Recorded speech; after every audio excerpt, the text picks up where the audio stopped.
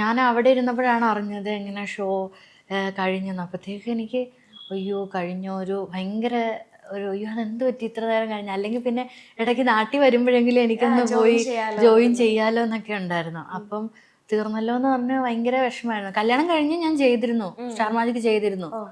അപ്പം തിരിച്ചവിടെ ചെന്നപ്പോഴാണ് ഇല്ലെന്ന്. അന്നേരം തീർച്ചയായിട്ടും എല്ലാവർക്കും വിഷമം തന്നെയായിരുന്നു. ഈ ലൈഫിൽ എക്സ്പെക്ട് ചെയ്യുന്ന ഒരു കാര്യം ഇനി ഇപ്പം ലൈഫിൽ ഏറ്റവും വെയിറ്റ് ചെയ്ത് ഇങ്ങനെ ഒരു കാര്യം ലൈഫിൽ അച്ചീവ് ചെയ്യണം എന്നുള്ളൊരു ആഗ്രഹമുള്ളൊരു കാര്യം എന്തായിരിക്കും? ഞാൻ പൊതുവെ അങ്ങനെ ഒത്തിരി അങ്ങനെ ആഗ്രഹിക്കാറില്ല. അങ്ങനെയല്ല, എനിക്ക് എപ്പോഴും ഇപ്പം എൻ്റെ മൈൻഡിൽ ഫുള്ള് ഡാൻസ് ക്ലാസ് ആണ്.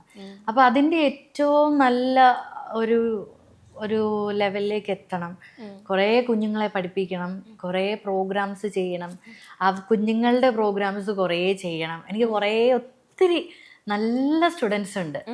സ്റ്റുഡൻസ് ആയാലും അവരുടെ പേരൻസ് ആയാലും നമ്മളോട് ഭയങ്കര സ്നേഹമാണ്, ഭയങ്കര സപ്പോർട്ടാണ്. ഇപ്പം ഞാൻ പെട്ടെന്ന് ഇങ്ങോട്ട് വന്നപ്പോഴായ പോലും പറഞ്ഞപ്പോൾ കുഴപ്പമില്ല, എല്ലാവരും പോയിട്ട് വാ, വന്നിട്ട് ഇത് കാണാം. പക്ഷെ ഇപ്പോഴും ഞാൻ അവർക്ക് ഓൺലൈൻ ക്ലാസ്, ഞാൻ അവർക്ക് ഗ്യാപ്പ് കൊടുത്തിട്ടില്ല. ഇപ്പോഴും ഞാൻ അവരെ വെറുതെ വിടത്തില്ല. ഇപ്പോഴും ഞാൻ അവർക്ക് ഇവിടെ വന്നിട്ട് വെക്കേഷനിൽ അതെ